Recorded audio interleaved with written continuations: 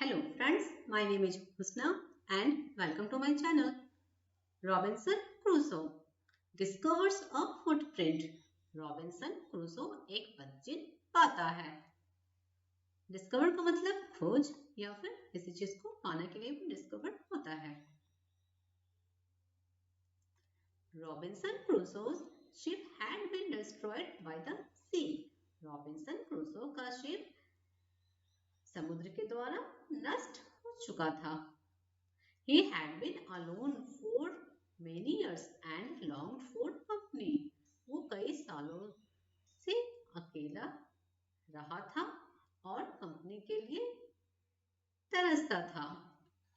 One day he discovers a footprint on the sand. Let's find out what he did then. एक दिन वो रेत पर एक फुटप्रिंट पाता है। चलिए पता करते हैं फिर वो क्या किया था। One day when I was going towards my boat, I was surprised to see the footprint of a man on the sand. एक दिन जब मैं अपने नाव की तरफ जा रहा था, मैं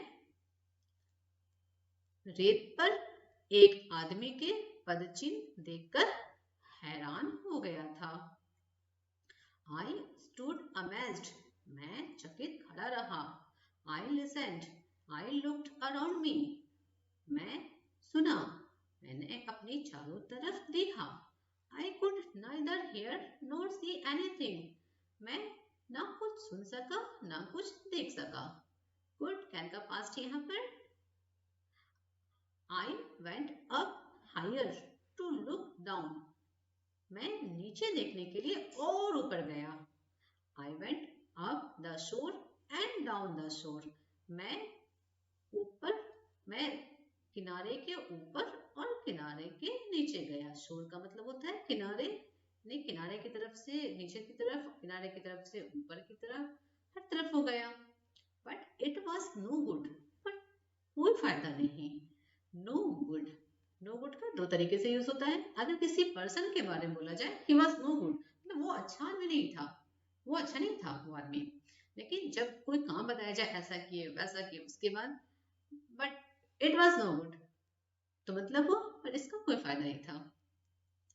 आई could find no other footprint but that one. मैंने उस एक फुटप्रिंट के अलावा दूसरा कोई फुटप्रिंट नहीं मिल पा सका। मैं नहीं पा सका दूसरा कोई भी footprint. I went to it again to see if there were any more footprints and to tell if it had been my imagination. मैं इसे फिर से देखने के लिए गया। इसे यानी फुटप्रिंट, अभी एक इसे या उसे दोनों हो सकता है क्योंकि ये रिलेटिव प्रोनाउन बन गया है, तो इट जस्ट रिप्लेसमेंट है, फुटप्रिंट नहीं लिखकर इट लिख दिया गया है। तो मैं उसे या इसे देखने के लिए फिर से गया to see if there were friends. If का यहाँ पर मतलब है कि इसका मतलब है कि कहीं ऐसा ना हो कि और भी फुटप्रिंट, कि कहीं वहां और भी फुटप्रिंट तो नहीं थे, और ये बताने के लिए कि ये मेरी कल्पना थी। अब टेल का मतलब फ्रेंड्स ये भी होता है कि जानने के लिए, ये भी कह सकते हैं पता लगाने के लिए, ये भी होता है। तो पता लगाने जानने के तौर पर ये टेल है, खुद को बताने के लिए, इस तरीके से ये इन सब तरीके से टेल का यूज होता है। टेल का मतलब सिर्फ बताने के लिए नहीं होता है किसी कुछ बताए, टेल के और भी यूज है जो यहाँ पर हमें पता चलता है और ऐसा होता है।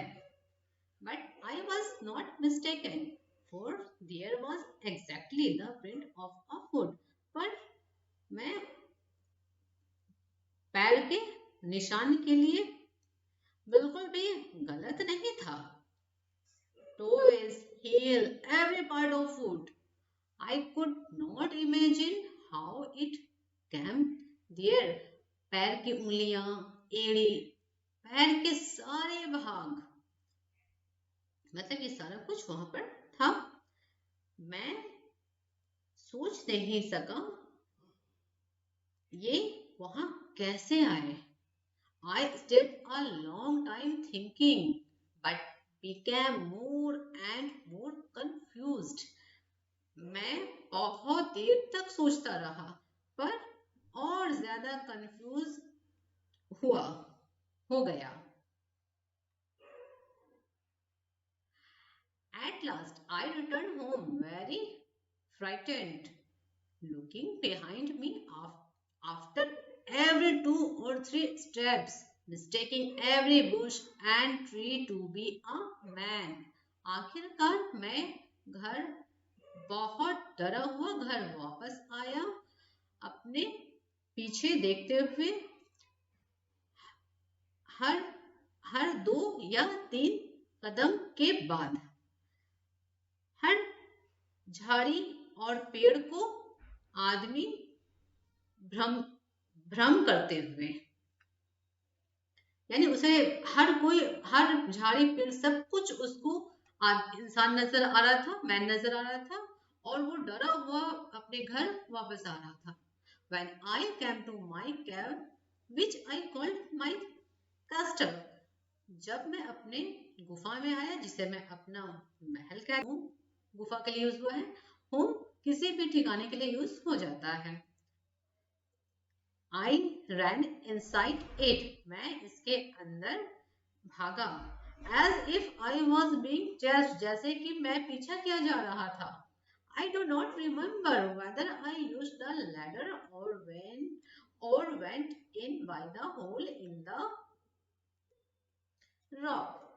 मुझे याद नहीं, I do not remember, मुझे याद नहीं कि मैंने सीढ़ी का इस्तेमाल किया था या रॉक के छेद का इस्तेमाल किया था जाने के लिए. उसे याद भी नहीं था कि वो किस चीज के, यानी कि उसने सीढ़ी भी बनाया होगा काट काट कर शायद.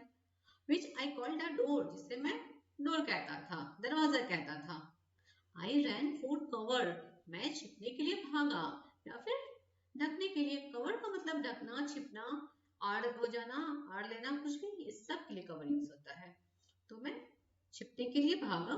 Faster than any animal could run, किसी भी जानवर के दौड़ सकने से भी ज्यादा तेज. I did not sleep that night, मैं उस रात नहीं सोया. The more I thought about what I had seen, the more afraid I became. जितना ही मैं जो भी देखा था उसके बारे में सोचा, उतना ही मैं भयभीत हो चुका था. I thought it could be one of the savages of the mainland who had wandered out to the sea in a small boat. मुझे लगा ये जंगली लोगों में से एक होगा. कैन मतलब संभावना बताया जा रहा है, कैन का ही पास्ट है, कुड भी, क्योंकि पास्ट की बात है तो कुड होगा, कैन तो हो नहीं सकता है. तो ये अंदाजा लगाया जा रहा है कि मुझे लगा कि ये जंगली लोगों में से कोई एक होगा. हो सकता है, तो सकता है फिर भी कुड ही होगा, कैन यूज नहीं होगा पास्ट की कहानी में.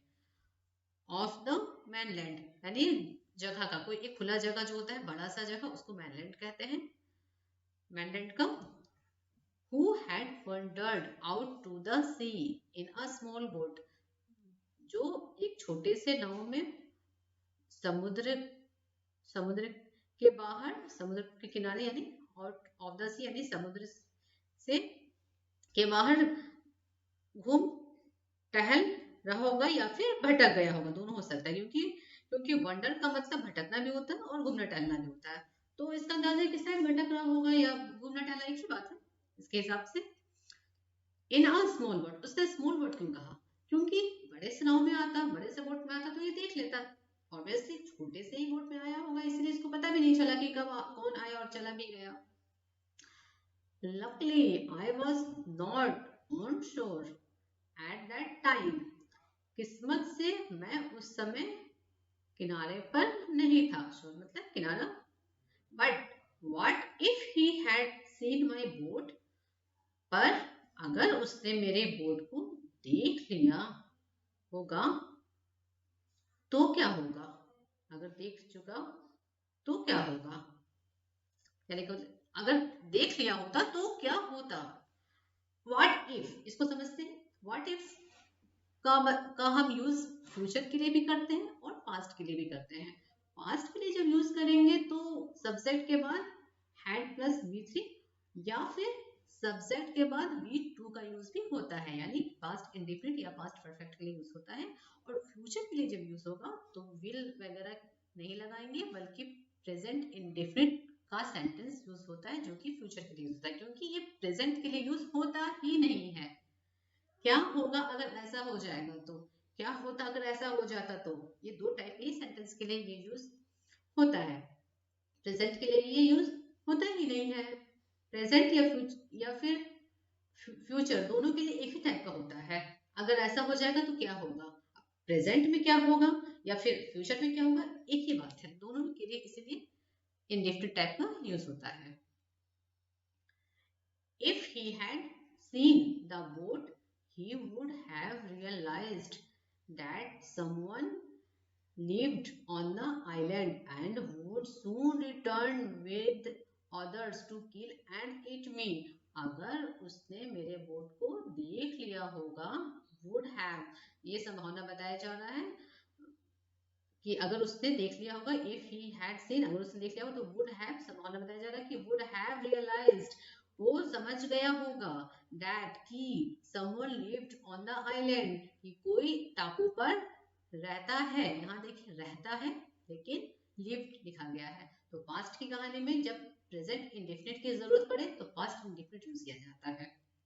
and would soon return with others to kill and eat me, और जल्द ही वो वापस आ सकता है मुझे मारने, वो औरों के साथ, अदर्स यानी बाकियों के साथ भी आ सकता है मुझे मारने और खाने के लिए।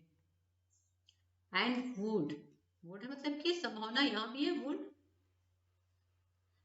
And so I lay fearful for many days and prayed for protection, और इसलिए मैं कई दिनों तक लेटा, डर भयभीत लेटा रहा। ले यानी पास्ट है लाई का, लाई मतलब होता है लेटना, LAI। झूठ के लिए भी वही स्पेलिंग होता है और लेटने के लिए भी वही स्पेलिंग होता है, तो ये उसका पास्ट है। लेटा रहा और अपनी सुरक्षा के लिए प्रार्थना किया। In doing so, ऐसा करते हुए I was much comforted and began going out to investigate.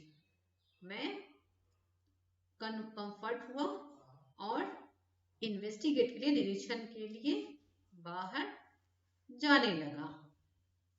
But even now, as I went forward, I looked behind me frequently because I was still very frightened. पर अब भी जब मैं आगे जाता था मैं पीछे देखता था, बार बार मैं मेरे पीछे बार बार देखता था। फ्रेक्वेंटली मतलब बार बार। बिकॉज क्योंकि I was still very frightened, क्योंकि अब भी मैं बहुत भयभीत था, मैं डरा हुआ था। However, as I went about for 2 or 3 days and saw nothing, I became a little bolder. हालांकि जब मैं यहाँ वहाँ फिरने लगा 2 या 3 दिन तक फिरा, गो अबाउट यानी होता है घूमना फिरना, तो यहाँ पर वेंट अबाउट है, उसी का पास्ट है। तो फिरा, जब यहाँ वहाँ मैं फिरा 2 या 3 दिन के लिए और कुछ नहीं देखा, मैं थोड़ा हिम्मत, मैं मतलब हिम्मत वाला हो गया, थोड़ा और हिम्मत वाला हो गया। I decided to go down to the shore again and examine the footprint once more. मैंने शोर के किनारे नीचे किनारे तरफ जाने का, फिर से जाने का डिसाइड किया और एक बार फिर से फुटप्रिंट का एग्जामिन करने का डिसाइड किया, यानी निरीक्षण करने का डिसाइड किया। I decided to measure it with my own footmark. मैंने मेरे खुद के फुटमार्क से इसे मेजर करने का डिसाइड किया, यानी मापने का डिसाइड किया। As I came closer to the footprint, I realized that it could not be my footprint because I had not come to this part of the beach since a long time. जब मैं footprint के नजदीक आया, मैंने realise किया कि ये मेरा फुटप्रिंट नहीं हो सकता है। यहाँ भी सकता है की जगह पर कुड यूज हुआ है, कैन की जगह कैन का पास्ट कुड यूज हुआ है, क्योंकि पास्ट की कहानी में कैन नहीं बल्कि कुड होगा। बिकॉज क्योंकि आई हैड नॉट कम, क्योंकि मैं बहुत समय से उस बीच के हिस्से पर नहीं आया था।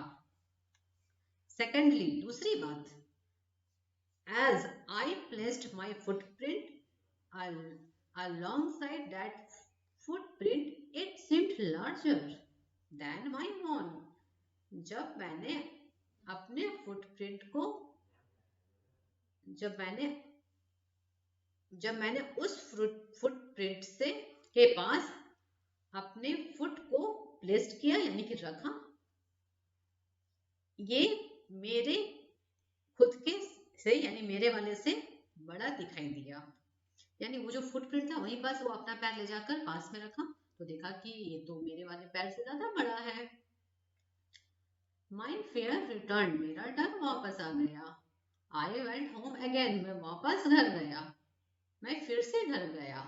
Believing that there was someone there, यकीन करते हुए कि कोई वहां था, वहां पर कोई था। The island was inhabited, island यानी कि वो जो टापू है, टापू आबाद था। ये जो नॉवेल है ये डैनियल डेफो ने लिखा था और नॉवेल का ये एक छोटा सा पार्ट है। नॉवेल बहुत लंबा बहुत बड़ा सा है इसकी स्टोरी। तो वीडियो अच्छी लगे तो प्लीज लाइक कर दीजिएगा फ्रेंड्स, और मेरे चैनल को भी सब्सक्राइब कर लीजिएगा। मिलते हैं नेक्स्ट वीडियो में, तब तक के लिए बाय बाय।